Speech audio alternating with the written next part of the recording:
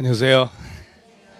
오늘 실무에서 제일 중요한 주택법 하는데 560페이지의 주택법 7개 나오는데 시험도 시험이지만 텔레비 보면 그래도 TV보다 텔레비가 더 와닿잖아요.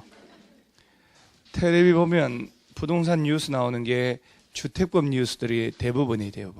그래서 오늘 주택법 하는 거는 워낙 중요하니까 수업 끝나고 점심 먹고 한 서너 시간 주택법을 복습을 하셔야 되는데, 복습이란 게 주택법을 다시 혼자 이렇게 한 번 보는 게 아니라 3번 내지 4번을 계속 반복해서 보셔야 돼요. 요 주택법을 했던 걸 계속 지겹도록 3시간이고 4시간이고 그렇게 해야 좀 뭔가 감이 와요. 그래서 기출문제 주택법을 계속 풀어보고 계속 한 4-5시간 정도 그렇게 하셔야 돼요. 그러면 이제 감이 딱 잡힙니다. 수업 듣고 한번 쓱 복습하고 다시 2달 뒤에 보면 하나도 기억 안 납니다. 그래서 소용없어요. 그래서 집중해서 계속 5번 정도 보는 것이 맞다는 거. 그럼 7개 중에 4-5개는 맞히니까. 그리고 오늘 수업 듣고 엊그저께 모의고사 본 거 있죠? 주택법을 싹 다시 한번 풀어보셔요. 그러면 이제 풀린다는 거. 560페이지에 용어의 정의에서 주택이란 게 있죠. 주택을 보면 한번 볼게요. 주택이란 세대 구성원이 장기간 독립된 주거 생활을 할 수 있는 구조로 된 건축물의 전부 또는 일부 및 부속 토지를 말하며, 건축물의 전부 또는 일부라고 되어 있죠. 자, 건축물의 일부도 주택으로 이용됩니다. 구분 건물 보세요. 구분 건물. 아파트처럼. 일부, 1301호, 1302호 이렇게. 일부도 주택으로 이용이 된다. 그 다음에 단독, 공동으로 구분하는데 2번에 단독주택이 있고 3번에 공동주택이 있지요. 단독주택의 박스 종류 몇 가지가 있어요? 자, 단독, 다중, 다가구. 자, 3가지죠. 공간이 없지요. 그 다음에 공동주택도 아파트, 연립, 다세대 3가지죠. 기숙사 없지요. 자, 그걸 이해를 잘 하셔야 돼요. 주택법은 우리 오늘 배우는 법이 무슨 법? 주택법. 주택 위주로 적용하는 법이다 이 말이에요. 얘는. 그런데 우리 지난주까지 배운 게 건축법. 건축법은 대장을 만들기 위한 모든 건축물을 다 담는 법이고, 주택법은 주택에만 적용해요. 건생, 업무시설 이런 건 전혀 관계없어요. 그래서 주택은 옛날에 이 법이 건설, 공급, 관리, 공급을 할 수 있었어야 돼요. 그런데 지금 여기서는 보니까 단독주택 중에 공간이 없고 공동주택 중에 기숙사가 없지요? 일반에게 공급할 수 있는 게 아니기 때문에. 그러면 객관식 문제를 풀 때 책형에 따라 A형, B형에 따라 다르다 이 말이에요. 40문제 중에 건축법이 먼저 나오는 형이 있고 주택법이 먼저 등장하는 게 있어요. 막 풀면 안 되는 거예요. 그래서 주택법 문제 풀 때는 단독주택이 몇 가지? 3가지. 공동주택도 3가지. 건축법은 4가지, 4가지. 물론 시험을 낼 때 거기도 공동주택 종류 묻고 주택법도 묻고 이러진 않아요. 어차피 같은 해 40문제 나올 때는 같은 걸 똑같이 내지 않으니까. 그런데 주택법 문제 풀 때 건축법이 살짝 생각나고 건축법 문제 풀 때 주택법 생각나면 안 된다 이 말이에요. 정확하게 그 자리에서 풀어야 돼요. 자, 주택법은 각각 몇 가지씩? 3가지. 그 개별 개념은 건축법 빌려다 쓰기 때문에 똑같아요. 그래서 아파트는 5개층 이상이면 아파트고 4개층 이하이고 바닥 면적 합계 610초 가면 연립, 이하면 다세대. 그 다음 다중주택이라는 게 있었죠. 다중주택은 요건 3가지가 있었지요. 학생, 직장인 등 여러 사람이 장기간 거주하고 독립된 주거 형태를 갖추는데 실별로 욕실은 되지만 취사는 안 되고 연면적 330 이하, 층수 3층 이하로 짓고, 다가구는 3개층 이하로 짓고 660 이하이고 세대수가 19세대 이하로 짓는다. 그 개념은 똑같거든요. 그래서 종류만 구분하셔요. 오른쪽에 4번에 국민주택 동그라미 하고, 니은에 국민주택 규모 동그라미 하고, 5번에 6번에 민영주택 동그라미 해서 이 시험에 이제 잘 나오는 개념들인데, 국민주택은 나오기가 약간 껄끄럼한 게 지문이 조금 길게 돼버려요. 그래서 용어정이 잘 나오는 게 국민주택 규모, 요 놈은 이제 완전 단골인데, 지금 제일 먼저 나온 게 무슨 주택이요? 국민주택. 그 다음에 국민주택 규모, 그 다음 민영주택이라고 되어 있잖아요. 그러죠? 그러면 시험 공부를 떠나서 뭘 자꾸 외워야 된다 하니까 이제 부담인데, 그냥 알아버리면 돼요. 손님이 와서 물을 때 나 이렇게 얘기하겠노라 이렇게 물어볼 수 있잖아요. 국민주택 텔레비에 막 뉴스 나온단 말이에요. 국민주택 뭐 어쩌고 저쩌고 이렇게 나올 때 국민주택이 뭐냐 이렇게 보세요. 국민주택이란 다음에 어느 하나에 해당한 주택으로서 국민주택 규모 이하인 주택을 말한다라고 되어 있죠. 국민주택 규모가 85거든. 그러면 박스에 기억, 니은 두 개 나오죠. 기억이나 니은 둘 중에 하나에 의해서 지어지고 면적은 얼마 이하? 85 이하인 주택을 국민주택. 그럼 국민주택은 두 가지가 된다는 얘기죠. 기억, 니은이니까 두 가지라고요. 그러죠? 자, 기억. 국가지자체, LH공사, 지방공사가 건설하는 주택이란 말 나오죠. 자, 여러분 공부는요, 이런 시험 공부 있죠. 시간 딱 주어진 시간 얼마 안 되는 시험으로 자신감하고 집중입니다. 공부는 집중, 자신감이에요. 자신감하고 집중. 여러분들은 일단 집중이 안 돼요. 그러니까 기억이 안 나니까 자신감이 떨어져요. 그 두 가지가 총체적으로 드러나고 있잖아요. 그러니까 더 공부하기 싫은 거야. 이제 1시간 반 정도 앉아서 뭐 온몸이 쑤시잖아요. 책 보면 또 이렇게 수업 들으면서도 딴짓하냐. 손톱 만지고 휴대폰 보고 이게 머리 또 화장하고 막 이렇게. 자, 다시 한번 국민주택이란 국가나 자치단체나 LH공사, 지방공사란 말 나왔지요. 요런 공적 저런 시끄러워서 이게 먼지 먹는 게 낫다 차라리. 국가나 지자체, LH공사, 지방공사가 건설하는 얼마 이하? 국민주택 규모가 85니까 이하인 주택하고 이렇게 되는 거예요. 자, 그러면 지문에 국민주택 쭉 얘기할 때, 자, 한국토지주택공사가 건설하는 85제곱미터 이하인 주택은 국민주택에 해당한다. 맞아요, 틀려요? 그러지요. 주체가 하나, 둘, 셋, 넷 아니요. 넷 중에 하나가 건설하는 얼마 이하? 이것도 국민주택이고. 두 번째, 국가 지자체 재정이나, 자, 옆에 주택도시기금 동그라미 하세요. 주택도시기금 동그라미 하라는 얘기는 단어 외우셔야 되죠. 주택도시기금 외워주세요. 저 주택도시기금이라고 들어봤나요? 예전에 왜 작년까지 국민주택기금 들어봤죠? 보통 9시 뉴스는 보고 살잖아요. 국민주택기금이 바뀐 게 주택도시기금. 그 여러분들 난 진짜 이 부동산 중개 시험이라는 이 작은 거에 목표를 두지 말으란 얘기예요. 시험에 목숨을 걸고 합격하자 말 목숨이 이거 아무것도 아니에요, 여러분. 시험 공부할 땐 죽을 것 같죠? 합격하고 나가서 암담하다니까. 어디다 취직해야 되는지, 누구한테 일 배울는지, 시험 자격증 따가지고 실장으로 들어가죠.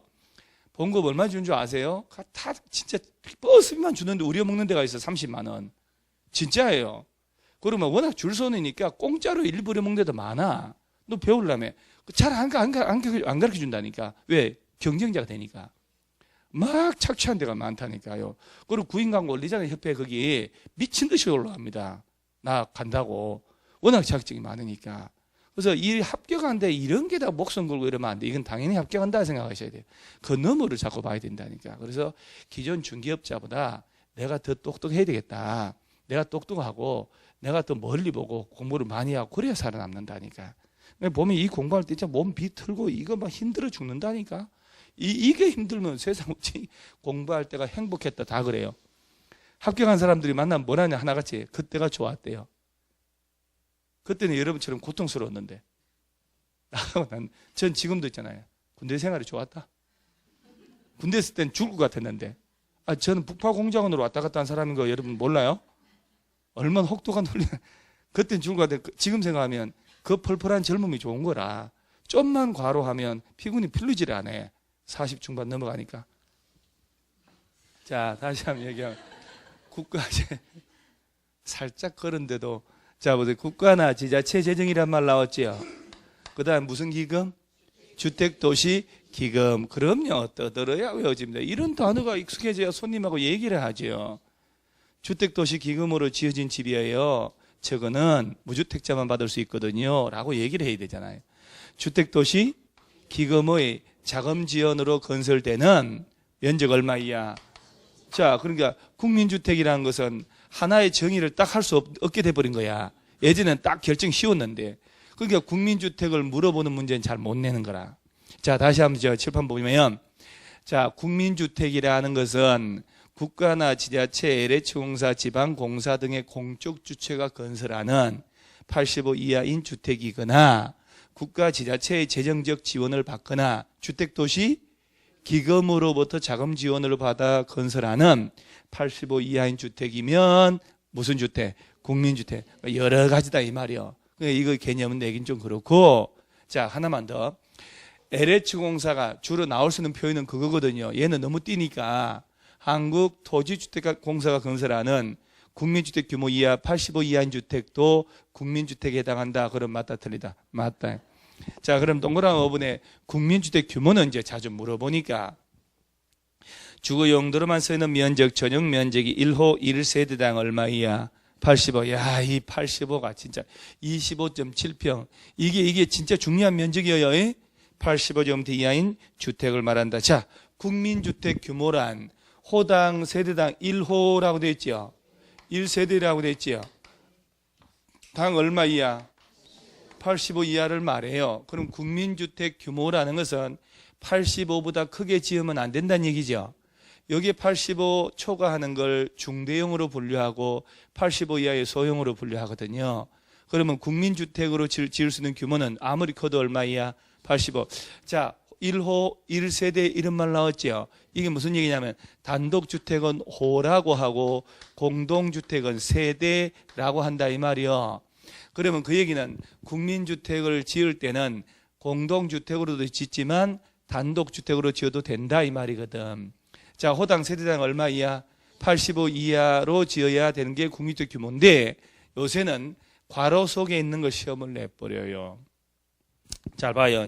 수도권을 제외한 도시지역이 아닌 읍면지역은 호당 세대당 얼마 이하? 자, 수도권에 포함된 도시지역이라고 되어 있죠. 수도권을 제외한 도시지역이라고 그랬죠. 네? 자, 수도권을 제외한 도시지역이 아닌, 그냥 여러분 대충 본다니까. 여러분 진짜 잘하는 게 대충 보는 거 아닙니까? 집중 못하고, 산만하고. 여러분 진짜 잘하는 것만 나이라면 한도 끝도 없어요. 대충하고 집중은 산만하고. 잘하는 거 있습니다. 뷔페 차리고 하는. 우리 프라임 뷔페. 우리 민법 선생님, 내가 그 얘기 하는 순간 내가 빵 터져서 지난주 금요일날 뭐 회의할 일이 좀 만났거든요. 자기 프라임 뷔페라고 자기가 이름 지어줬대요. 어떻게 힘주는지. 그까지 그 이름 지어주고. 자, 국민주택 크기는 얼마 이하로 지어야 돼요? 그런데 이게 절대적 기준이 아니라는 얘기죠. 자, 수도권이 아닌, 도시지역도 아닌, 시골의 읍면지역은 얼마까지 허용? 그렇지. 이렇게 자꾸 떠들고 이렇게 해야 뭐가 머릿속에 외워진다니까요. 하나하나 치밀하게 외워야 문제가 답이 풀리지. 문제 모의고사 틀린 거 해설 한번 봐봐요. 별거 아닌 건데 거기서 미세한 데서 신경 안 쓰고 했더니 다 틀린 거 아니에요. 그럴듯해서 찍었더니. 그러죠? 자, 다시 한번 얘기하면 국민주택 규모라는 것은 자, 단독 공동으로 지을 때 호당 세대당 전용 면적 얼마 이하? 85 이하로 지어야 되는데 수도권이 아닌 도시지역도 아닌 읍면지역에서는 얼마까지? 100제곱미터 이하까지 지어도 된다. 그 말이에요. 오케이? 그러면 주거 전용 면적이라고 그랬을 거 아니요? 그럼 자, 전용 면적 어떻게 하냐? 박스 기억. 단독주택으로 지을 경우에는 그 바닥 면적에서 지하실, 본 건물과 분리된 창고, 차고 화장실 같은 걸 다 제외하고 얼마? 85고. 자, 두 번째 중요합니다. 공동주택은 외벽에 무슨 선? 내부선 기준으로 산정해서 얼마? 85. 외벽의 내부선이죠. 그런데 우리말입니다. 건축법에서는 외벽의 중심선이잖아요. 그 객관식 문제 잘 풀어야 된다니까요. 야가 건축법 지문인지 주택법 지문인지 막 풀지 말고요. 예? 그래서 안목지수, 즉 여기서는 공급면적으로 들어가는 거거든. 그래서 여러분 제가요 예전에 한번 얘기한 거 있을 거예요. 자, 똑같은 34평 아파트 살다가 오피스텔이나 주상복합을 갔더니 34평이래요. 근데 오피스텔 주상복합 갔더니 34평이라는데 내가 살던 아파트보다 공간이 좁아 보여. 자, 차이가 있다고 그랬지요. 똑같은 34평이라 하더라도 전용 면적으로 해서 이게 오피스텔이나 주상복합은 건축법 적용을 받거든. 아파트는 주택법 적용을 받아요. 그럼 주택법 외벽에 무슨 선? 내부선이니까 예를 들어서 자, 사각형 건물이다. 자, 위에서 내려다봤다 하면 외벽의 두께가 30cm라고 쳐요. 그러면 건축법에서는 똑같은 34평이라 하면 자, 외벽에 무슨 선? 중심선 기준으로 하고 주택법은 34평이 외벽의 내부선이단 말이에요. 이렇게. 그러니까 똑같은 34평도 주택법 기준으로 하면 더 크잖아요. 그러면 건축법은 외벽의 절반을 포함해서 계산해버리니까. 그래서 오피스텔이나 주상복합 같은 것들은 건축 허가를 받아 짓는 거라 건축법 규제를 받는 거고 일반 아파트는 주택법 적용을 받는 거거든. 그러니까 기준 자체가 출발이 달라지는 거예요. 그래서 중개업을 하다가 손님이 여기는 왜 우리 집보다 면적이 더 좁아 보여요? 그러면 그때 침착하게 한 5초 정도 있다가 후다닥 얘기하면 실수하니까 그건 말입니다. 일반 아파트는 주택법 적용해가지고 외벽의 내부선 기준으로 하기 때문에 외벽 부분이 포함 안 되고 요거는 건축법 적용을 받기 때문에 외벽의 중심선이고 외벽의 절반이 포함되기 때문에 이용할 수 없는 공간까지 포함이 됐다라고 얘기하면 못 알아듣지만 대단한 걸로 봅니다. 손님 못 알아들어요. 왜냐하면 여러분이잖아요. 여러분들한테도 몇 번을 얘기해도 기억을 못 하잖아요. 손님은 썩 지나가면서 들을 텐데 분명히 시험 공부가 아니면서 뭔 기억을 하겠어요. 그런데 그렇구나 하고 고개 끄덕끄덕하고 그 다음부터 안 물어본다 이 말이에요. 그러잖아요. 그럼 이제 알아들었냐 그러면 알아들었다 그래. 그 손님 다시 한번 얘기해봐 나한테. 그러잖아요. 한마디도 못합니다. 그 여러분들 처음 학원에 갔을 때 2달 동안 수업 들을 때가 똑같은 거라. 들을 때는 뭔가 아는 것 같잖아요. 막상 얘기하려면 안 하고 기억이 안 나. 그리고 자꾸 기억이 안 나는 것은 뭐냐면 여러분들 착각을 하고 있어요. 자꾸 기억이 안 난다. 뭐 자꾸 못 알아. 이제 2달, 넉 달 들어가지고는 기억 안 나요.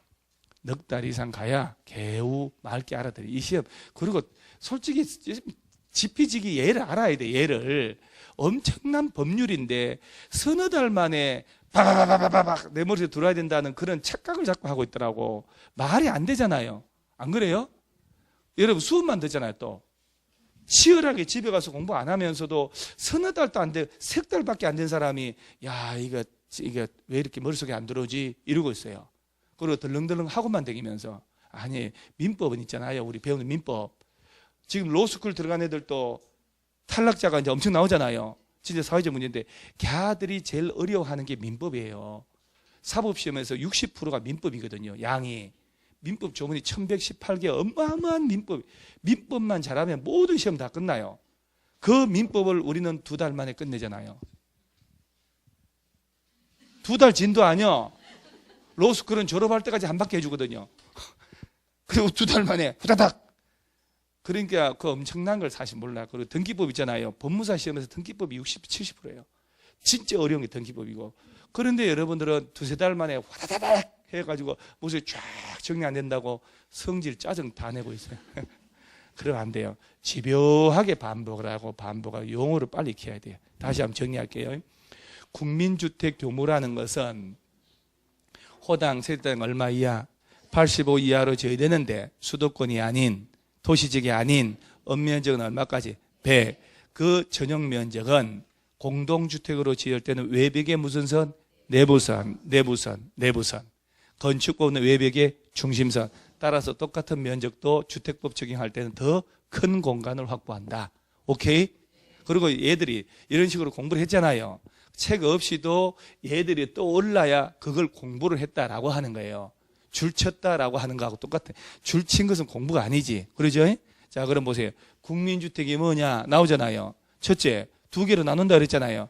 국가, 지자체, LH공사, 지방공사가 건설하는 요 이하, 85 이하이거나 국가, 지자체 재정적 지원을 받거나 주택도시 기금에 의한 자금 지원받아 건설되는 85 이하인 주택을 국민주택이라 하고, 그러면 국민주택 규모는 호당, 세대당 얼마 이하? 85 이하로 짓는데 이 시골 언변에서는 100. 그러면서 공동주택을 지을 때 외벽에 무슨 선? 내부선 기준이라고 반복을 3번, 4번 계속 해야 된다 이 말이에요. 그래서 수업 시간에 이렇게 3번씩 반복할 때 자꾸 떠들면서 외우시는 거예요. 자, 그 다음에 저 밑에 민영주택 있지요. 민영주택은 뭐냐? 그럼 민간 건설 사업 시행자가 건설하는 이러면 안 된다 이 말이에요. 그래서 국민주택을 제외하면 깔끔하게 멋이다. 민영주택. 자, 민영주택이 뭐냐? 그러면요. 국민주택을 제외하면 다 멋이다. 민영주택. 근데 이게 이제 의미가 없어져 버려서 이게요. 왜냐면은 국민주택, 민영주택이란 구분을 왜 했냐면은 청약 저축을 가입한 사람은 국민주택만 공급받을 수 있다. 청약 부금을 가입하면 85 이하 민영주택만 받는다. 청약 예금은 85 초과하는 중대형 민영주택 받는다. 라고 통장의 종류가 엄격히 나눴을 때 이 기준이 필요했던 거라. 지금 통장 다 통합해서 주택청약 종합저축으로 바꿨다고요. 다 통합해버렸어. 이거 가입하면 뭐라도 다 공급받을 수 있게 돼 있다 이 말이에요. 뭐라도 다 신청할 수 있게. 그러니까 이것은 사실 객관식 시험용으로 밖에는 의미가 없게 돼버린 거예요. 그래서 국민주택 규모, 국민주택, 민영주택이라고 하는 것이 조금씩 머릿속에 남아야 된다 이 말이에요. 자, 그 다음에 저 밑에 2번에 도시형 생활주택 있나요? 얘는 시험에 완전 단골입니다. 그 다음에 이 앞부분이 부동산 학개론 있죠, 개론. 개론에서도 완전 단골이죠. 그래서 우리 공법 관련된 거 개론 나면 완전 주워 먹습니다. 자, 도시형 생활주택. 그러면 시험용으로 제가 딱딱딱 체크할 테니까 그렇게 기억을 하셔야 돼요. 도시형 생활주택은 몇 세대 미만? 동그라미 하고, 그러면 300세대 미만으로 지어야 돼요. 미만 국민주택 규모라는 것은 최대 85 이하로 짓는 주택으로서 다음 줄에 도시지역에 동그라미 건설하는 다음에 주택을 말한다. 어디에서만 건설하래요? 그럼 관리지역, 농림지역에는 분양도 안 돼. 그러면 다음 페이지 보니까 종류가 몇 가지? 3가지 더 들어야 됩니다. 자, 첫째 원룸형 주택, 그 다음 단지형 연립, 단지형 다세대. 자, 도시형 생활주택은 종류 몇 가지로? 그럼요. 이렇게 대답을 하면서 머릿속에 정리하고 막 극성스럽게 공부를 해야 돼. 그러면 도시형 생활주택이라 하면 해가지고 나왔는데, 그러죠? 자, 도시형 생활주택이다. 일단 문제는 뭐냐면 이렇게 페이지 넘어갔잖아요. 단어를 못 외워요. 뭐 300세대 미만 도시지역에 건설하는 이 3가지를 말한다. 이게 뭐요 그러면? 그게 도시 뭐라더라? 도시 이러고 있어요. 도시형 생활주택이라는 단어를 명쾌하게 외워야 되는 거예요. 자꾸 10번씩 반복해서. 도시형 생활주택을 지을 때는 자, 논점 몇 세대 미만으로, 그리고 국민주택 규모 이하로 지어야 되고, 자, 그렇죠. 도시지역에서만 지어야 되죠. 그래요. 그리고 종류 몇 가지? 그럼 이렇게 딱딱딱 머릿속에 외워지잖아요. 암기 안 되면 어느 시험에도 소용없어요. 무슨 누가 이해는 무슨 이해요. 이해고 나발이고 암기가 끝장이에요. 개론 책 다 외워보세요. 문제 다 풀리지. 암만 이해해봐요. 공식 못 외우면 허방이지. 그러죠? 암기였죠. 모든 공부는 암기예요. 자, 그러면 도시형 생활주택은 첫째로 원룸형 주택, 단지형, 연립, 단지형. 자, 그럼 연립이나 다세대를 하나 단지형 때 짓기 때문에 얘는 시험 나올 게 없어요. 그럼 원룸형 주택의 요건들이 있지요. 이 중에 면적 나오는 게 2개가 있거든. 그래서 슬쩍 주의하는 거예요. 자, 원룸형 주택 A 세대별 전용 면적은 얼마 이하로 지어라? 50. 그것이 여러분 면적 날짜 이건 막 숱하게 나오는데 요 순간 볼 때는 너무너무 쉽잖아요. 막상 섞여서 문제 풀 때 40, 30, 60 아니야? 60. 엄청나게 갈립니다. 그래서 떠듭니다. 얼마 이하로? 50이야. 원룸형 주택은 아무리 커도 50보다 크면 안 돼. 그러면서 세대별로 독립된 주거가 아니라도 당연히 욕실, 부엌 설치해줘야죠. 원룸이니까. 욕실, 보일러실 제외한 부분을 하나의 공간으로, 자, 하나의 공간으로 하라고 그랬죠. 원룸형이니까.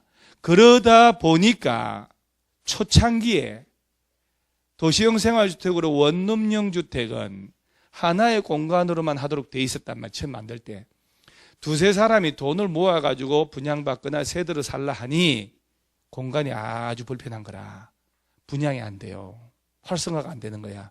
또 법을 개정해 준 거예요.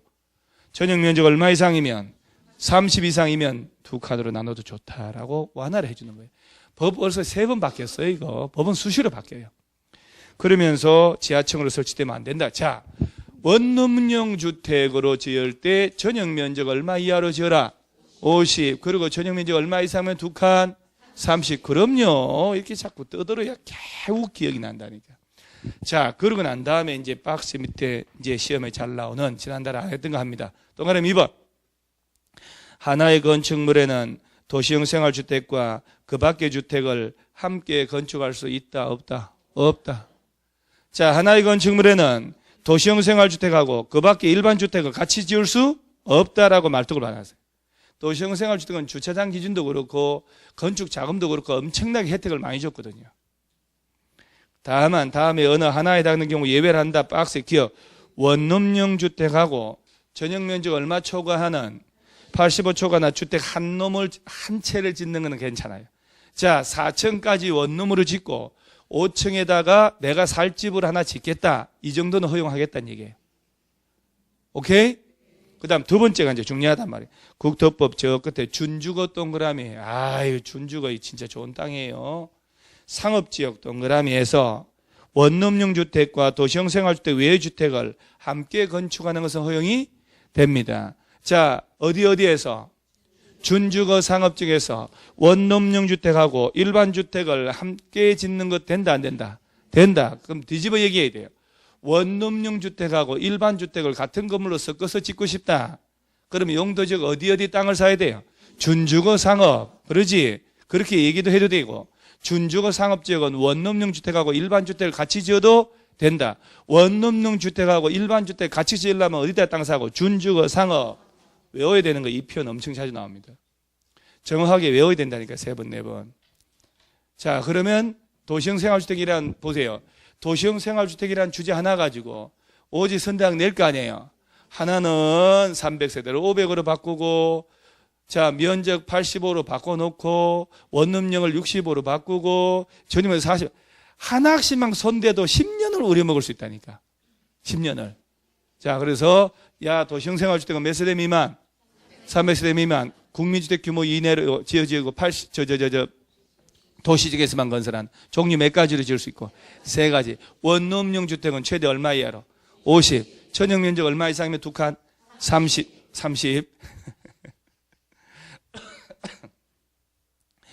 원룸형 주택하고 용도지역 어디래도 85 초과하는 거 한 채 짓는 건 다 허용합니다. 그 다음 원룸형 주택하고 일반 주택을 섞어서 지으려면 어디 준주거 상업지역 뭐를 딱 정리를 하는 거예요. 그리고 요래도 또 검세 잊어먹거든요. 그래서 다시 한번 또 써가면서 천천히. 요 관련된 기출문제 있잖아요. 요 도시형 생활주택 관련된 기출문제를 풀어보는 게 제일 좋아요. 요렇게 보고 주제별로. 그 기출문 딱 풀고 이게 이렇게 나왔구나. 소주제별로 문제 서너 번 읽어보고 난 다음에 그 문제 풀고 그 문제 풀고 요렇게 다시 읽어보고 그래서 하나하나 외워나가는 거야. 한 2달, 석 달 동안. 그러면 그게 더딘 같지만 나중에 탄탄하게 문제가 풀리기 시작하는 거예요. 자, 그 다음에 오른쪽에 준주택이라, 특히 여러분 도시형 생활주택 이놈 있죠, 이놈. 분양가 상한제하고 전혀 관계 없어요. 무조건 몰라도 괜찮아요, 지금. 자, 도시형 생활주택은 분양가 상한제 적용하지 않는다 하는 거 꼭 기억하셔야 돼요. 쓰려고 하지 마요. 저 뒤에 나오니까. 믿고 사는 세상. 분양가 상한제 미친 듯이 나와, 저 뒤에. 그래서 도시형 생활주택은 분양가 상한제 적용한다, 안 한다? 안 한다. 아무것도 적용 안 합니다. 자, 준주택이라고 있죠? 이것도 종류 물어보잖아요. 준주택 종류가 4가지인데 아닌 것걸로 시험 나오겠지요? 그럼요. 여러분 시험 유형이 다음 중 준주택에 해당하는 걸 고르시오 내겠어요? 말이 안 되잖아요. 얼토당토하게 4개를 다 만들어야 되니까. 그럼 4개니까 준주택에 해당하지 않는 걸로 시원내지. 오다, 노기 이렇게 외우면 돼요. 준주택은 주택 외의 건축물과 부속 토지로 주거시설로 이용 가능한 시설을 말하며 다음과 같다. 오피스텔, 다중생활시설, 노인복지주택, 기숙사 이 4가지를 뭐라고 해요? 준주택. 자, 대가리 동그라미 하면 오다, 노기 이렇게. 오다, 노기 해놓고 오가 뭔지, 다가 뭔지 뭐 풀어? 그러면 허방이요. 자, 오가 뭐요? 오피스. 그 다음 다중생활시설. 그 다음 노인복지주택, 기숙사. 이게 준주택이 하나만 더 있으면요 5개만 돼도 진짜 객관식 재밌게 낼 수 있거든. 노인복지주택을 노유자 시설로 바꿔버리면 딱 답돼 버리잖아요. 근데 절대 못 바꾸지. 왜? 아닌 거 고르셔야 해야 되니까. 얼토당토 하나 들어가요. 지역아동센터 집어넣고 막 이렇게. 실제 지금 그렇게 나왔으니까. 그래서 원래 오피스텔은 건축법에서는 용도가 뭘로 불려? 업무시설. 그런데 주거용도로 이용할 수 있잖아요. 그러니까 주택법은 준주택. 다중생활시설은 건축법에서는 용도가 2종 건생. 500 이상이면 숙박시설. 그런데 여기서는 옛날 고시원 준주택. 노이자 시설인데 이거는 준주택. 기숙사는 건축법에서는 용도가 뭘로?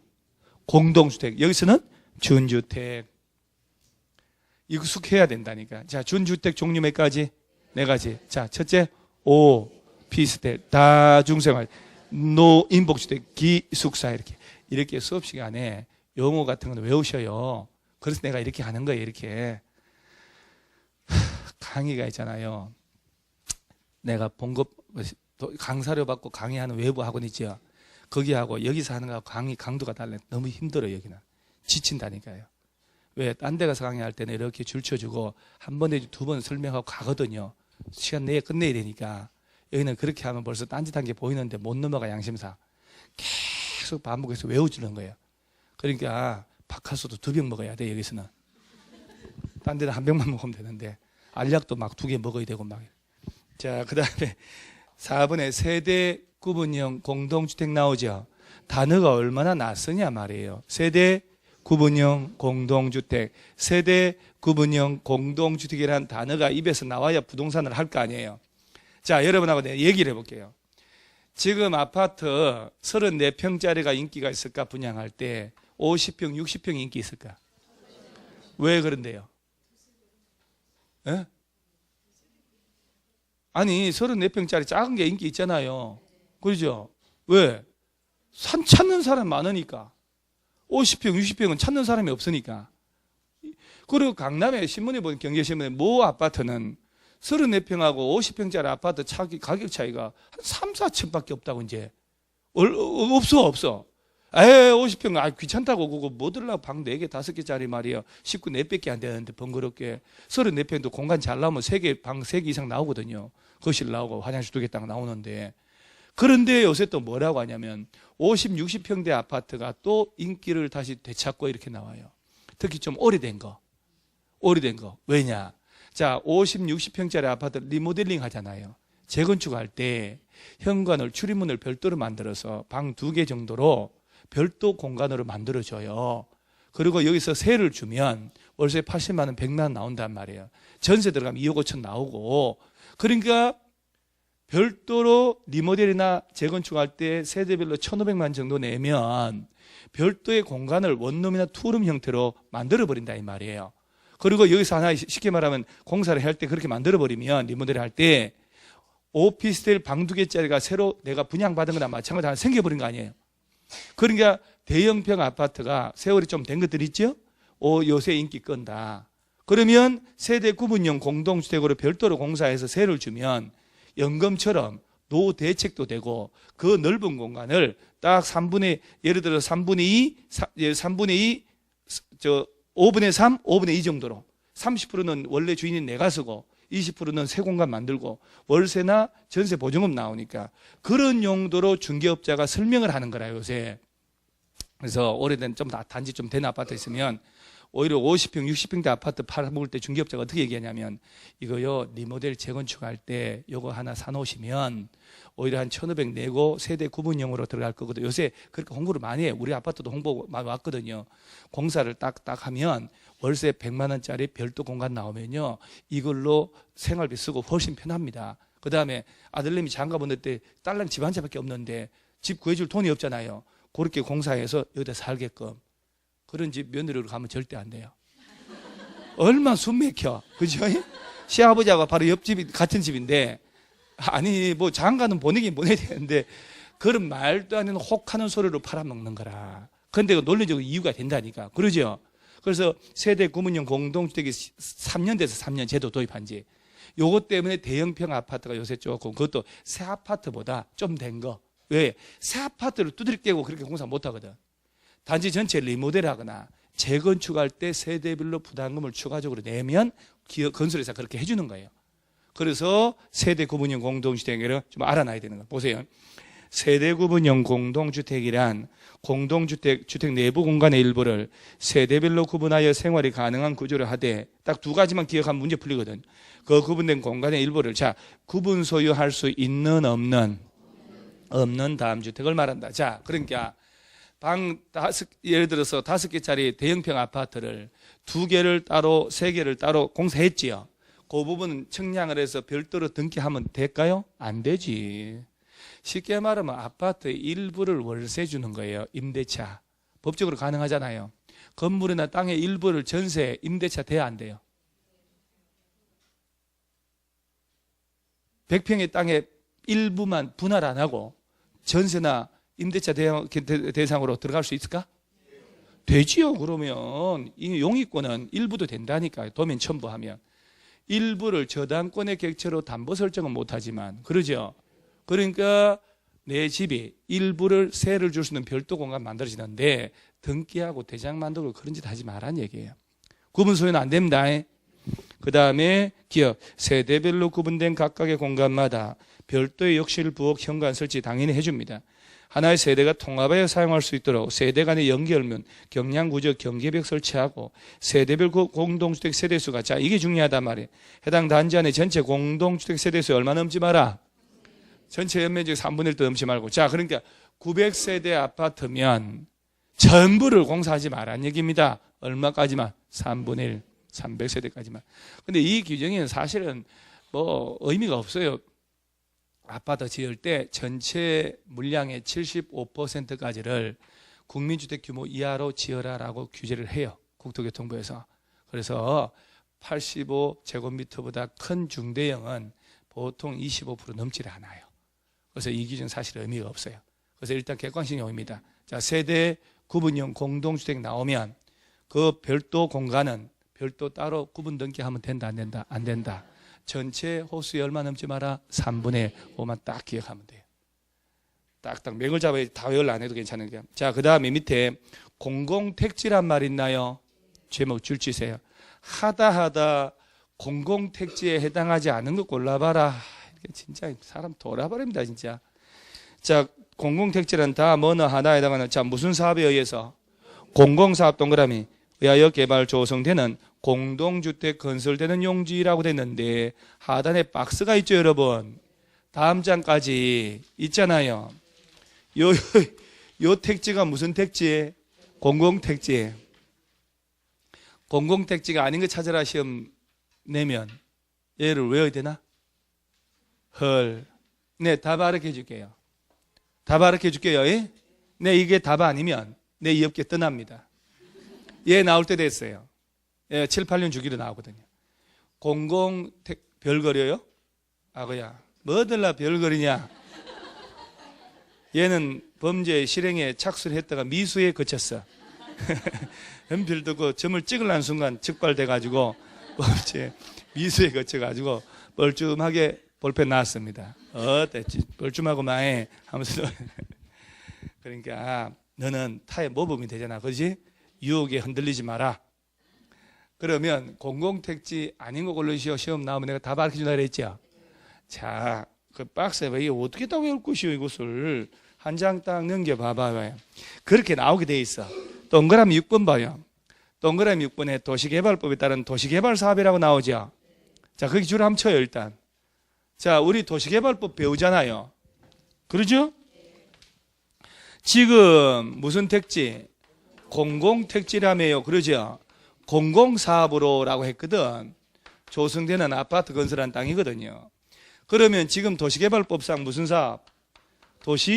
도시개발사업, 이 사업으로 조성된 땅도 공공택지가 될 수 있다 이 말이야. 그러죠? 그런데 이 사업은 몇 가지 방식이 있어요. 수용 및 사용 방식, 환지 방식, 혼용 방식 있잖아요. 자, 도시개발 사업을 조합이 시행하는 환지 방식으로 조성한 도시개발 사업 구역 안에 땅. 자, 조합이란 말 나와요. 조합은 공공사업이 아니잖아요. 국가기관 아니잖아요. 개인들이잖아요. 그러죠? 토지 소유자가 조합 만들어서 자기들이 돌려받으려고 환지 방식으로 하는 거잖아요. 얘는 공공택지로 인정될 수 있을까? 안 되지. 국가나 지자체가 수용 방식으로 조성한 땅만 공공택지가 될 수가 있는 거예요. 그래서 이렇게 내는 거예요. 다음 주 공공택지에 해당하지 않은 것에서 조합이 환지 방식으로 도시개발 사업을 해서 조성된 택지 이렇게 내는 거예요. 듣고 있나요? 조합이라는 것은 국가기관이 될 수 없다 이 말이에요. 공공사업에 의해서 조성이 돼야 된다니까. 공공사업은 공적 주체하는 걸 말하는 거예요. 국가기관이. 조합이 나오면 안 된다 이 말이에요. 그리고 환지 방식은 일반에게 공급하는 게 아니잖아요. 자기들이 돌려받는 거잖아요. 그러면 우리가 수용 사용 방식으로 조성한 땅은 원칙적으로 어떤 식으로 공급한대요? 경쟁 입찰, 3택지 1공장은 추첨, 학교나 또는 청사 이런 것들 수의계약 있었지요. 그 3택지 할 때가 바로 국민주택지, 단독주택지, 공공택지로 공급할 때 얘기하는 거예요. 그래서 공공택지가 아닌 거 찾아봐라 그러면 주로 답이 도시개발 사업을 하는데 조합이 했다는 거야. 조합이 환지 방식을 했다는 거야. 딱 보면 공공사업이 아니잖아요. 그래서 침착하게 보면 야 이거 민간인데 민간인들이 하는 거잖아. 저들이 돌려받는 거잖아. 이게 왜 공공택지야? 하면 답이 나오는 거예요. 오케이? 여러분 뭐 절박함이 없어요. 절박해가지고 해야 되는데 너 딴 생각했구나. 그지? 왜 그랬어? 네가 신경 안 써서 그런 거 아니냐? 네 지금 파트너 바뀌었잖아. 걔 어디 갔냐? 걔 어디 갔냐? 연락을 해봤니? 연락을 해봐라. 좀 밥은 먹고 다니냐고. 사람의 인연은 별거 아닌 거야. 사소한 데서 밥 좀 챙겨주고 말이야. 자, 다시 한번 얘기할게요. 공공택지는요, 공공사업으로 조성하는 아파트 지으려고 공급한 땅을 얘기해요. 이 공공택지 공급받을 때 저렴하게 받거든. 여기서 아파트 지을 때는 분양가 상한제를 적용받는 거야. 공공택지에서는. 민간택지는 분양가 상한제 적용지역을 지정해야 되고. 자, 공공택지에 해당하지 않는 것 찾으러 가면 그 박스 있죠, 박스. 거기 지문 5개 만든다니까. 그 중에 딴 거는 절대 암만 연구를 해도 아니더라고, 그것은. 자, 도시개발 사업을 하는데 조합이 했다는 거예요, 조합. 환지 방식을 했대요. 그래서 조성한 땅은 공공택지가 될 수 있어, 없어? 없어. 오케이. 이래 얘기했는데 집에 가서 생각할 때 뭐라고 했는데 뭘 조합 어쩌고 저쩌고. 동영상 한번 다시 보는 거예요. 그러면 보면서 이렇게 해야 돼요. 기본서 펼쳐놓고 주택법 기출문제 있잖아요. 거기 다 있다니까. 기출문제 펼쳐보면 이게 이렇게 나왔구나. 그러면서 봐야 이게 환히 보이는 거예요. 진짜 나 적나라하게 얘기해서 있잖아. 1차, 2차 기출문제 2권 있지요. 저것만 달달달달 외우면 합격 안 하면 내 손에 장을 찢어버려요. 내 같은 문제 나옵니다. 내 기출문제 원고를 싹 정리하면서 보니까 2년 전에 나왔던 지문에서 올바른 게 여기서는 틀리게 나왔고 위치 3번이 4번에 가 있고 그렇게 나와. 돌고 나와요. 법조문이니까. 민법도 그렇고 자꾸 기출문제를 옆에 갖다 놓고 공부하셔야 돼요. 자, 그 다음에 6번 주택단지라고 있나요 또? 이런 거 이제 봐야 된단 말이에요. 이제는. 잘 보세요.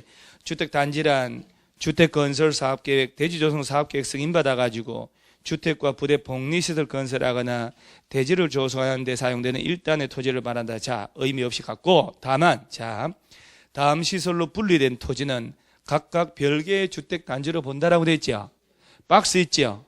자, 별개의 주택 단지로 보는데 그 시설로 분리된 땅, 이 시설이 아파트 단지 통과한다 이 말이야. 그 시설로 틀린 골라봐라 이렇게 내는 거야. 이런 아무것도 아닌 주제를 시험 내버린다니까요. 단지 안에 철도가 지나가겠어요? 고속도로 그 아파트 못 살아. 시끄러워서. 애는 많겠네. 철도변에 애들이 원래 많아요. 밤낮 기차가 지나가는데 잠 다 깨지 그럼. 자, 뭔 얘기인지 미성년자는 못 알아. 철도, 고속도로, 자동차 전용도로가 지나가고 있어. 그럼 별개 단지를 볼 수 있다 없다? 있다 이 말이요. 별개 단지를 봐야 해. 그러면 일단 거기에 숫자가 2개가 나오잖아요. 걔들 중에 하나가 답이라니까. 폭 몇 미터 이상 일반 도로 지나가고 있다. 20m. 폭 8m 이상의 도시계획 예정도로. 도시계획 예정도로는 몇 미터? 자, 일반 도로는 21간 8도 강산 유람 21 8도 이렇게 외우셔야 되는 거예요. 또 이해가 안 가네. 일반 도로 몇 미터? 20m. 20 일반 도로 8m 도시계획 예정 8도. 이 둘 중에 하나가 답이라니까요. 철도가 답이겠어요? 그럼 철도를 지하철로 바꿔요? 철도, 고속도로, 자동차 전용도로가 단지를 통과하고 있대요. 일반 도로는 몇 미터? 20m. 도시계획 예정도로는 이 너비 이상이 지나가고 있을 때 별개의 단지로 인정해 주겠다. 자, 2개 외워야 돼요. 일반 도로 몇 미터? 20m. 에이또 일반 도로 8이 아니고 어디 그쪽에서 나온 거야? 자, 일반 도로 몇 미터? 21간 8도 유람 이렇게 외우시면 돼요. 8도 21. 오케이? 일반 도로 몇 미터? 땀 찔찔 흘리고 외워줄 때 좀 외워주세요. 그래 여러분 피가 되고 살이 되고 나중에 후회 안 해요. 10월 27일 날 식구들 눈빛 보라고 그랬죠? 식구들도요. 남이요. 궁극적으로. 알죠 그거? 대신 아파줘요? 아니잖아요. 닌게를 아버지 내가 대신 놔줄게. 아버지 그 코 빼가지고 내 코에 놔줄게. 안 한다니까요? 그러죠? 그냥 여러분 아버지 엄마가 병원 누워있어. 처음에는 자주 가 자식들. 그 다음부터 띄엄띄엄 하죠. 그 다음 짜증낸다니까. 아버지 엄마 다 아프다고 그러시고 왜 이러셔 도대체가. 짜증내. 그 다음부터는 아버지 뭘 부자지간에 그런 거 부자지간 자꾸 신경 쓰고 그러세요. 아버지 알아서 하세요. 그리고 뭐 수술하고 그러셔요. 아버지 나이 다 70 넘으면 다 그래 아프답니다. 그거 땅 팔아서 수술해봐야 6개월 더 사시는데 뭐들라 팔아요. 이런 얘기해요. 고통만 스럽고 이렇게 하고 왜 그러냐 땅 팔아먹을까 싶어서. 나쁜 자식이지. 자, 그래서 10월 27일 생각하면 잘 외워질 수 있어요. 별개 단지를 본다 할 때, 자, 일반 도로 너비 얼마? 20m. 도시계획 예정도로는 8m. 헐, 잘 외웠네.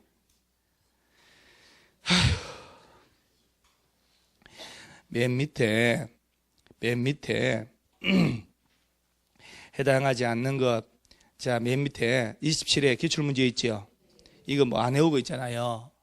풀지. 3번 봐요. 일반 도로가 15m래요. 몇 미터? 21이니까. 20m니까 일반도 15m 아니지. 그럼요. 자꾸 외워야 되는 거예요. 자, 오른쪽에 부대시설이 있고 복리시설이 있지요. 이거 구분하는 문제는 내가 볼 때 길거리 가다 돈 줍는 거예요. 쓰레기통 청소하려고 비우는데 보니까 금괴가 3억 5천만 원짜리 있어요.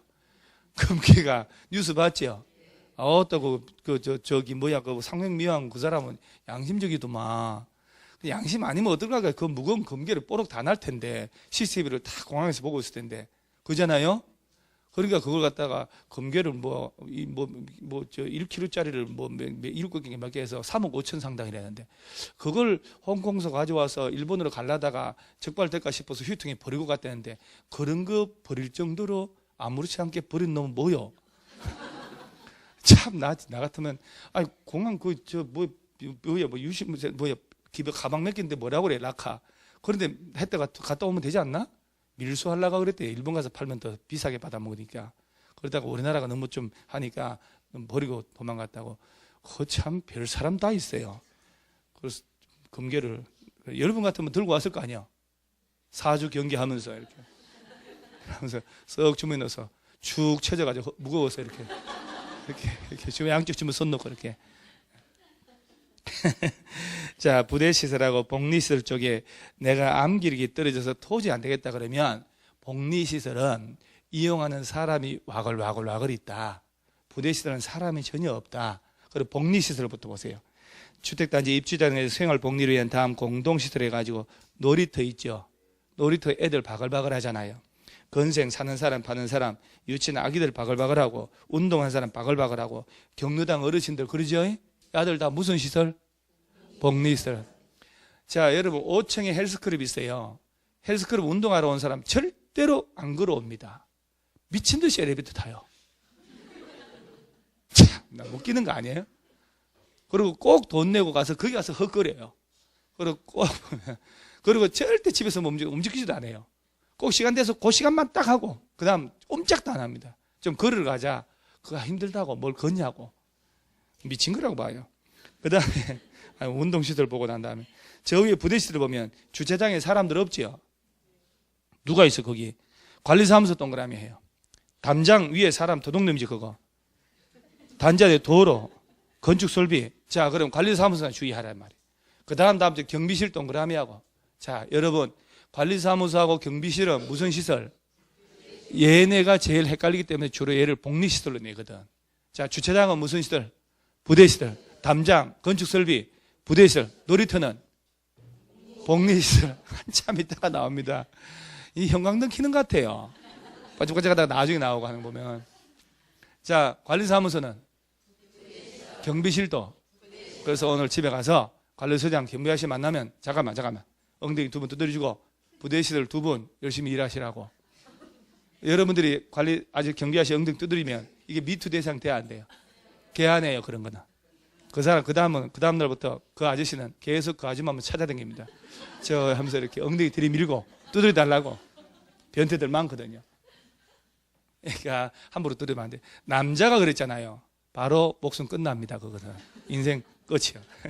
그래서 관리사무소 경비실 무슨 시설? 부대 이렇게 떠드는 거예요. 이렇게 떠들어야 된다. 자, 이거 나오면 안 틀리겠죠? 한 장 넘어가고 다음 페이지 어디 보냐면은 다른 거 보지 말고 오른쪽 15번에 리모델링 있나요? 야, 이 리모델 이거 조합 만들 때 하고 허가 받고 이게 복잡하게 시험에 참 많이 중요합니다. 시험용으로 많이 중요해요. 실무에서는 중요할 일이 없어져 버렸어요. 왜냐하면 재건축 연한이 아파트 40년일 때는 리모델링이 각광을 받았어요. 얘는 법적으로 15년 지나면 아파트 리모델링 할 수 있거든. 15년 딱 지났다 리모델 추진 안 합니다. 20한 2, 3년 지나고 해요. 22, 3년 지나서 리모델 해가지고 10한 7, 8년 쓰고 그러고 재건축했던 거야. 근데 지금은 30년 되면 재건축할 수 있잖아요. 23, 4년 만에 뭐 들라고 돈 들여서 리모델 해요. 몇 년 있다가 재건축해버리지. 그러니까 리모델은 거의 다 죽어버렸어 이제. 그래서 리모델링은 객관식용으로 살아있는 거예요. 자, 보세요. 리모델링이란 건축물의 노후화 억제, 기능 향상 등을 위한 다음에 어느 하나에 해당하는 행위다 해놓고 기업, 대수선 줄치고 니은에 둘, 넷, 6번째 줄에 중간에 증축 동그라미 하세요. 자, 리모델링은 자, 뭐하고 뭘 말한다? 대수선, 즉 단순히 면적의 증가 없이 대대적으로 수리만 하는 것도 있고, 두 번째 뭐라고요? 증축은 세대별 전용 면적이 늘어나는 거다. 그래서 여러분요, 증축을 위한 리모델 할 때는 안전진단 해야 되는 거 알아셔야 돼요. 자, 자꾸 메모하려고 그러면 안 되는 거예요. 리모델링은 뭐하고 뭐? 대수선, 증축. 이것도 시험 냈다니까. 리모델링은 대수선, 개축, 증축하는 걸 말한다. 이렇게. 개축은 무슨 개축? 증축이에요. 자, 이때 니은에 증축은 49조에 따른 사용검사일 동그라미 하고, 다음 줄 22조에 따른 사용승인일 동그라미, 로부터 몇 년? 15년 동그라미 딱 하고, 제가 하락 마세요. 15년, 다음 줄 앞에 가로 옆에 이 경과된 공동주택 각 세대 주거 전용 면적, 바로 밑에 몇 퍼센트? 30% 이내에서 증축하는 것. 자, 증축을 위한 리모델 한다는 거 아니야, 지금? 몇 년 지난 거? 15년 지난. 자, 언제부터 15년? 그럼 앞에 떠들지 않으면 절대 기억 못합니다. 언제부터? 사용검사일 또는 사용승인일로부터. 이거 어제 살짝 내가 얘기를 했을 거예요. 그죠? 예. 사용승인은 건축허가를 받은 걸 사용승인 받는다 하고, 건축허가 받아서 다 지었잖아요. 도로가 수하려면 사용승인 받아야 돼. 사용승인 신청하면 며칠 내 교부해줘야 돼요? 사용승인서 교부하라고 7일 내. 안 해주면 임시사용승인도 받을 수 있었죠. 몇 년? 2년. 어제 논 사람은 대답 못하죠. 인생은 복불복이요.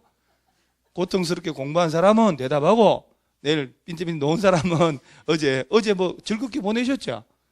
일요일날, 그죠? 전 고통스럽게 강의해서 땀 찔찔 흘리고 막 어제. 자, 그러면 사용검사라고 하는 것은 아파트 지을 때 30세대 이상을 말해요. 그러니까 여러분 있잖아요. 공동주택을 지어도 30세대 미만은 구청 가서 건축 허가만으로 지을 수 있어요. 30세대 이상이면 서울시에 가서 사업계획 승인을 받아야 돼. 그러니까 30세대 이상은 주택법 적용을 받는 거고 30세대 미만이 건축법 적용을 받는 거예요. 그래서 건축법 적용 받은 놈은 사용승인, 주택법 적용 받은 놈은 사용검사라고 용어를 달리 쓰는 거야. 그러니까 요 안에는 무슨 의미가 있냐면 리모델을 할 때는 사용승인, 사용검사, 즉 30세대 이상 아파트 단지도 할 수 있고 30세대 미만도 할 수 있다 이 말이요. 몇 년 지나면? 15년. 그 다음에 공동주택만 할 수 있지요. 공동주택만 리모델 할 수 있나요? 그러면 단독주택은 뭐 들라고? 단독주택도 15년 채워야 돼요? 그리고 다 모아서 조합 만들고? 동의받고? 여러분 단독주택 2층짜리 왜 100평의 땅에 건폐율 50%, 용적률 100%에서 벽돌집 지었어요. 단독주택. 근데 2달 만에 스님이 지나가면서 벽돌 색깔이 꼭 급살맞게 생겼네 이렇게 해요. 스님 지나가면서 그래요. 집주인한테. 그러면 기분 좋아요? 나빠요? 스님 어찌해야 될까요? 노란색으로 바꾸셔야 되겠네. 노란색. 그러면 찝찝하잖아요. 빨간색으로 했다가. 그럼 또들어 깨뿌리고 노란색으로 다시 지을 수 있어 없어요? 내가 알아서 하는 거야. 그럼. 근데 아파트, 자, 21층 아파트 중에, 자, 1301호. 1301호, 우리 내력벽이 마음에 안 들어. 내가 마음대로 뽀사 뿌릴 수 있나요? 텄더니 옆집하고 터져버렸어. 내력벽 사로 옆집하고 있잖아요. 텔레비전에 다 들리는데, 이게 마음에 안 들어. 텄더니 위에 집 다 떨어져요. 공동주택은 안 되잖아요. 그래서 15년 경과된 공동주택만 법조문 그래도 되잖아요. 전용면적 얼마까지 늘어난대요? 30%. 자, 정확하게 암기하셔야 돼요. 리모델링이라는 것은 대수선하거나 증축을 할 수 있는데 증축을 위한 리모델은 몇 년 지나면 자, 사용검사 또는 승인후로부터 15년 지난 공동주택 세대별 전용면적이 얼마까지? 30%. 자, 그러면 세대별 전용면적이 늘어난다는 거 아니야? 그러면 그걸 견적을 뽑아봤더니 1000세대 아파트의 견적이 1000억이 나왔어. 건설회사가. 그러면 세대별로 1억의 부담금을 내란 얘기죠. 그러면 1억, 2억씩 부담금 내라 그러면 리모델 동의가 잘 안 떨어진다니까. 그러면 세대별 면적은 좀 덜 받고 세대수를 늘리자. 세대수 늘리면 이걸 일반 분양을 해가지고 이익이 남으니까 부담금 줄어들 거 아니냐. 세대수는 전체 세대수의 15%까지 가능해요. 그러면 1000세대 아파트잖아요.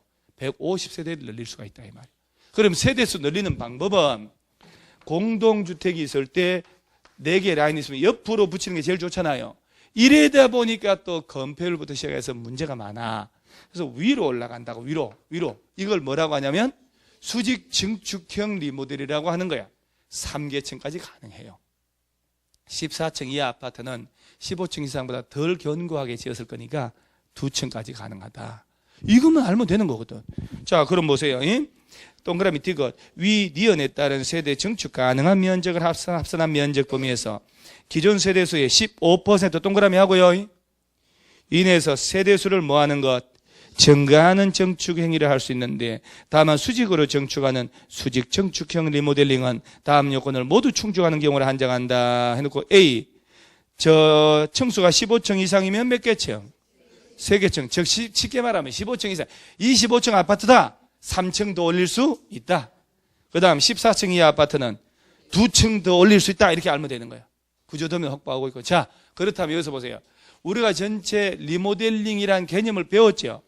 배웠으면 배우고 공부했다는 얘기는 얘를 내가 누구한테 얘기를 해야 되는 거야. 그게 진짜 공부예요. 대수선하거나 뭐 한다고? 정축을 하는 건데 정축을 하려면 몇 년 경과된?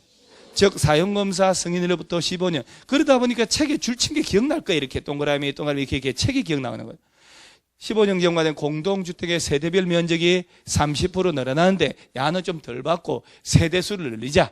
세대수는 15%까지. 세대수 늘리는 방법은 위로 가는 거다. 이걸 뭐라고 한다고? 수직 정축형 리모델링은 3계층까지 가능한데 14층 이하는 2계층까지 가능하다. 이렇게 하는 거예요. 이거 작년도 지금 그대로 써먹는다니까요. 자, 그 다음에 한 장 딱 넘어가면 자 568페이지 하단에 공구라고 나오나요?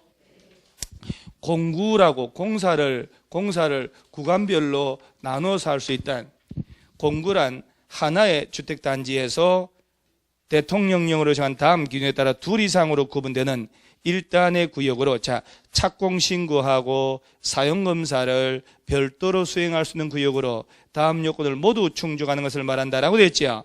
동그라미 1번하고 동그라미 2번의 요건을 충족해야 돼요.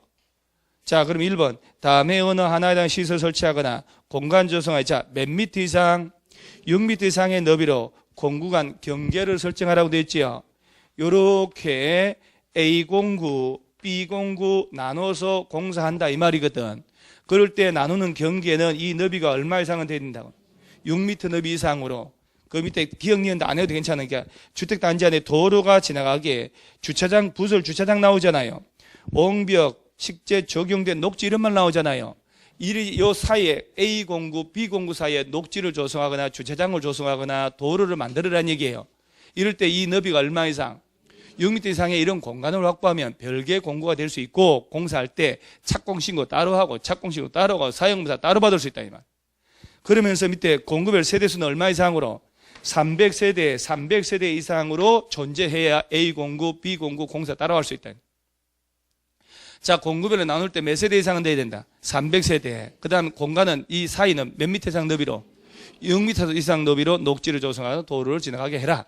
6m 외우고 300세대 딱 외우면 된다 이 말이에요. 그럼 별개 공구를 할 수 있다. 자, 그러면 오른쪽에 28의 문제를 한번 볼까요? 그러면 자, 봐요. 영어 옳은 거죠? 예? 폭 10m 일반도로 분리된 토지는 각각 별개 단지다. 틀렸죠? 몇 미터? 자, 봐봐봐요. 아까 27회 시험에도 야 나왔죠? 아까 27회 별개 단지 나왔잖아요. 또 써먹잖아요. 봐, 이렇게. 아까 15m 써먹었잖아요, 작년에. 예를 들어, 계속 같은 게 나오거든. 그 다음에 공구란 몇 세대 이상? 300세대지. 따박따박 외우면 다 풀리는데. 그 다음에 3번. 구분 소유할 수 있는, 없는? 없는. 3번 끝에 그 있는이라고 돼 있잖아요. 세대 구분요. 4번. 저 도시생활 때는 몇 세대 미만으로 하라 그랬어요. 그리고 500세대는 틀렸네. 그러죠? 그 다음 공공택지인데. 이 문제가 쉬운 거 아니라고요. 자, 이 문제 여러분 있잖아요. 이 용어에서 고루 주제를 다 뽑았잖아요. 그것도 정확하게 암기해야만 풀 수 있도록. 그러니까 용어 정의에서 이런 식으로 계속 나오는 거예요. 자, 그러면 여기까지니까 찬물 한 잔 먹고 올 테니까 여러분들 앉아서 후다닥 나가지 말고 다시 줄친 거 다시 읽으셔요. 그것이 우리가 사는 길이에요.